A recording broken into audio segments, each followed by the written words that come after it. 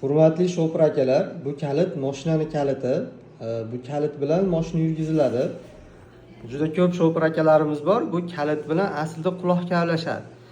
Quloq kavlash kalit bilan mumkin emas. Nimaga? Chunki qulog'imiz kavlaganimizda quloqni terisini yallalab qo'yishimiz mumkin.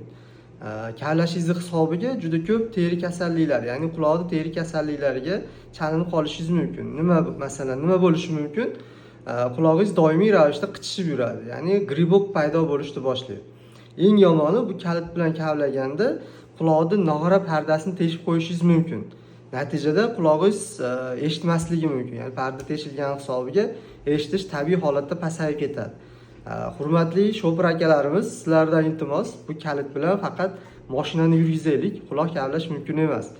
Agarda sizda ham shunaqa sheriklaringiz bo'lsa, quloqni kavlaydigan, bu videoda bemalol ulashib qo'yishingiz